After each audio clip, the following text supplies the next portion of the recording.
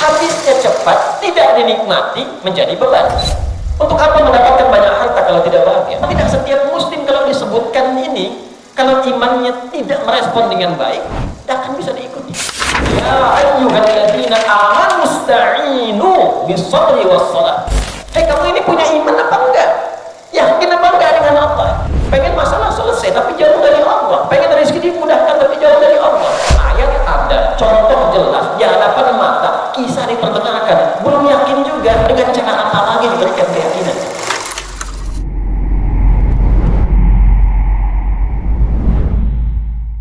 Hadirin, bagi Anda sebagian yang mungkin tengah menempuh pendidikan, ada yang belajar, menuntut ilmu, menghafal, memahami, tahukah shortcut, jalan cepat untuk mendapatkan bimbingan Allah yang alim?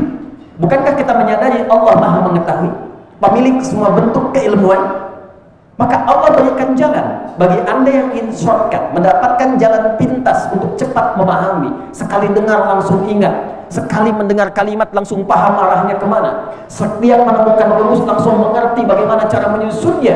Maka kerja keras dengan ikhtiar meningkatkan intelektual itu penting. Tapi ada jalan cepat yang Allah kehendaki untuk membimbing intelektual itu supaya mantap, cepat untuk memahami sesuatu. Penutup di ayat 282 di Quran surah kedua Al-Baqarah, dengan tegas Allah sampaikan, wattaqullaha wa yu'allimukumullah. Ketika Anda mampu mendekat kepada Allah dengan takwa, aku bimbing engkau, aku ajarkan padamu untuk mudah memahami apa yang akan engkau pelajari. Itulah yang menjadikan para ulama-ulama hebat kita. Kalau saya katakan ulama bukan hanya di bidang keislaman saja, tafsirkah, fiqhkah, hadithkah, usul fiqhkah, akidahkah. Kita bukan sekedar bicara tentang Imam Abu Hanifah, Imam Malik, Imam Asy-Syafi'i, Imam Ahmad bin Hanbal. Kalla, bukan hanya itu. Bukan hanya Al-Ghazali. Bukankah kita mendengar Al-Kindi, Al-Farabi, Ibnu Sina, Al-Khawarizmi, Ibnu Battuta? Siapa mereka semua? Begawan pengetahuan yang telah melahirkan bukan hanya karya, tapi menjadi pedoman yang sifatnya abadi, bahkan kajian-kajian yang bukan hanya di dunia Islam, bahkan di barat pun abadi sampai dengan kini. Siapa yang tidak kenal dengan Avicenna? Ibnu Sina itu. Siapa yang tidak paham dengan Ibnu Rushd? Averroes itu. Silahkan Anda cek bagaimana mereka tumbuh di usia-usia menjelang balik, usia 8, 9, 10, sampai 12 tahun. Anda buka biografinya, tidak pernah orang tua mereka memulai mereka berpendidikan dan belajar kecuali didekatkan dengan Allah Subhanahu wa Ta'ala dengan nilai-nilai ketakwaan. Itu yang menjadikan seorang Ibnu Sina belajar kedokteran bisa mendapatkan pemahaman yang cepat, bahkan sebagiannya otodidak dengan mengembangkan nilai dan pengalaman yang telah ia dapatkan sebelumnya. Siapa yang membimbingnya? Wattaqullaha wa yu'allimukumullah. Hadirin, jadi kunci kebahagiaan itu takwa. Kunci kepintaran itu takwa. Kunci berkemajuan itu takwa. Kunci mendapatkan solusi itu takwa. Bahkan kunci mendapatkan rezeki yang membahagiakan itu takwa. Bukan sekedar banyak, tapi berkah. Anda dapat banyak, tidak berkah. Habisnya cepat, tidak dinikmati, menjadi beban. Untuk apa mendapatkan banyak harta kalau tidak bahagia? Tanyakan pada diri Anda memilih kaya tapi gelisah atau miskin tapi tenang? Semua pasti akan mengatakan kaya dan tenang. Karena dasar kehidupan yang pertama ketenangan.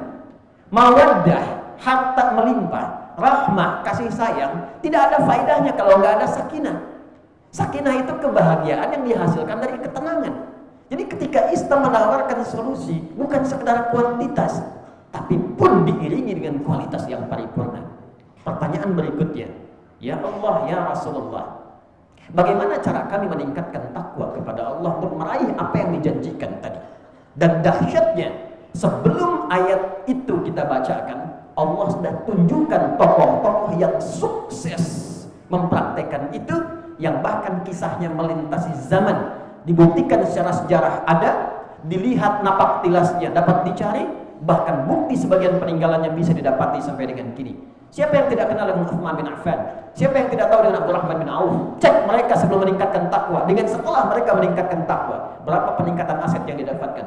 Riset yang pernah kami lakukan, asetnya Abdurrahman bin Auf saja setelah meningkatkan takwa, sebelumnya cuma dengan modal pakaian, masuk Islam meningkatkan takwa, itu kalau dikonversi sekarang setidaknya bernilai 72.000 triliun. Siapa yang tidak paham dengan Abu Hurairah? Siapa yang sebelum masuk Islam? Abdurrahman bin Sahal. Siapa beliau? Bagaimana kekuatan pengetahuannya? Setelah masuk Islam, meningkatkan takwa, mulazamah kepada Rasulullah, terjadi peningkatan pengetahuan, kecepatan hafalan, sekali disebutkan langsung paham. Dan manhaj yang diikuti Al-Imam Al-Bukhari yang mendapatkan kemudian anugerah yang serupa. Siapa yang tidak kenal dengan Ali bin Abi Thalib? Orang tahunya hanya ahli bahasa balaghah, paham Quran, paham tafsir. Beliau itu juga pakar di bidang matematika. Silakan cek dalam kitab tafsir misalnya Al-Jawahir di bagian yang terakhir, bagaimana beliau pernah menyelesaikan persoalan rumit matematika dengan pendekatan Al-Quran. Hadirin, bagaimana mereka memulai dengan meningkatkan takwa? Maka dijawablah pada segmen yang kedua. Ketika ada seorang insan beriman, ingat kalimat takwa selalu bersanding dengan iman. Artinya yang dikhitab itu imannya. Karena tidak setiap muslim kalau disebutkan ini, kalau imannya tidak merespon dengan baik, tidak akan bisa diikuti. Ini perkara iman. Kalau kita benar-benar meyakini ini semua tanpa ragu dan diikuti, maka jadilah seperti apa yang pernah mereka dapatkan dulu. Takwa pada segmen yang kedua dibagi pada dua dimensi. Ada bagian yang pertama disebut dengan al-bu'dur rabbani, dimensi ilahi, yang sering diistilahkan oleh ulama kita dengan hablum minallah. Jadi kalau kita temukan kata takwa di Quran pertama, kita akan dapati ternyata implementasinya adalah membangun konektivitas yang baik dengan Allah. Yang punya ilmu siapa? Allah. Yang punya harta siapa? Allah. Yang punya solusi siapa? Allah. Yang punya samara siapa? Allah. Anda menuntut sakinah, Anda jauh dari Allah, wajarkah mendapatkan itu? Anda ingin rizki, Anda tahu Allah Ar-Razzaq sang pemberi, tapi Anda jauh dari Allah, bagaimana bisa mendapatkannya? Anda menginginkan pengetahuan, Anda paham yang punya ilmu itu Allah, tapi Anda menjauh dari Allah, bagaimana bisa mendapatinya? Maka ketika kalimat takwa dihadirkan dalam Al-Quran, implementasi pertama adalah bagaimana membangun koneksi dengan Allah yang kuat, sehingga dengan kekuatan konektivitas itu kita mendapatkan akses yang tidak didapatkan oleh semua hamba atau umumnya yang lain. Quran surah kedua Al-Baqarah di ayat kedua sampai yang kelima, kalimat takwa pertama disebutkan dalam Al-Quran dilekatkan pada pemiliknya. Dzalikal kitabu la raiba fihi hudan lil muttaqin. Al-Quran jangan diragukan semua isinya. Dia akan memberi petunjuk pada orang takwa. Dan adilnya Allah menjadikan takwa pertama membuka Quran dengan bentuk jama'. Tunggalnya taqi, jama'nya muttaqin. Siapa orang takwa yang disebutkan di sini? Perhatikan ayat 3 dan seterusnya. Alladzina yu'minuna bil ghaibi wa yuqimunas shalah wa mimma razaqnahum yunfiqun. وَالَّذِينَ يُؤْمِنُونَ بِمَا أُنْزِلَ إِلَيْكَ وَمَا أُنْزِلَ مِنْ قَبْلِكَ وَبِالْآخِرَةِ هُمْ يُوقِنُونَ. Perhatikan hasilnya. أُولَئِكَ عَلَى هُدًى مِنْ رَبِّهِمْ وَأُولَئِكَ هُمُ الْمُفْلِحُونَ. Siapa orang takwa yang dimaksudkan di ayat ini? Dimensi pertama adalah orang-orang yang ingin membuktikan keimanannya kepada Allah lalu mengoneksikan dirinya dengan Allah. Wa yuqimunas shalah. Pertama, ia bangun konektivitas dengan sholat. Ternyata ada relasi antara sholat itu yang menunjukkan keberimanan kita kepada Allah, yang menunjukkan kita ini hamba, kita ini beriman. Ternyata bukan hanya sekedar ibadah. Feedback dari sholat itu karena kita terhubung dengan Allah, Allah memberi perhatian. Nah, perhatian inilah yang menjadikan kita hidupnya lebih mudah. Anda dekat dengan rektor, akses Anda di kampus ini mudah didapatkan. Anda dekat dengan Allah, apa yang sulit bagi Allah untuk diberikan? Itulah sebabnya ketika kita menunaikan sholat pertama kali, yang diminta oleh Allah adalah Anda punya masalah apa, ingin minta apa, kalau benar sholatnya sampai dengan ini, aku berikan apapun yang kau minta sesuai dengan kebutuhannya. Itulah sebabnya di Al-Baqarah ayat 45, ketika kita diminta sholat, kalimatnya jelas, wasta'inu bis-sabri was-shalah. Jika Anda punya persoalan dalam kehidupan yang ingin diselesaikan, terima dulu dengan sabar, lalu tunaikan sholat, mintalah kepada Allah lewat sholat. Kalau masih belum yakin, imannya ditanya, maka muncul kembali di Al-Baqarah ayat 153. Ya ayyuhalladzina amanu sta'inu bis-sabri was-shalah. Hei, kamu ini punya iman apa enggak? Yakin apa enggak dengan Allah? Kata Allah, kalau kamu punya masalah, aku pemberi solusinya. Bagaimana mintanya? Tunaikan salat. Saat itulah kita mengatakan firman Allahnya, perintahnya wasta'inu, bila ingin dirubah pada bentuk permintaan, maka dirubah katanya menjadi nasta'inu. Itu yang menjadikan kita berkata setiap berdiri dalam sholat, iyyaka na'budu wa iyyaka nasta'in. Saat benar sholat yang kita tunaikan sampai detik itu, perhatikan hadis qudsinya dari sahabat Abu Hurairah radhiyallahu ta'ala anhu. Qasamtu sholata baini wa baina 'abdi ila nisfaini. Dalam hadis qudsi kata Allah Subhanahu wa ta'ala, aku bagi segmen sholat pada dua bagian. Ada kewajiban hambaku untukku, ada kewajibanku untuk hambaku. Jika benar hambaku menunaikan sholat pada detik itu, aku kabulkan apapun yang ia minta selama itu menjadi kebutuhannya.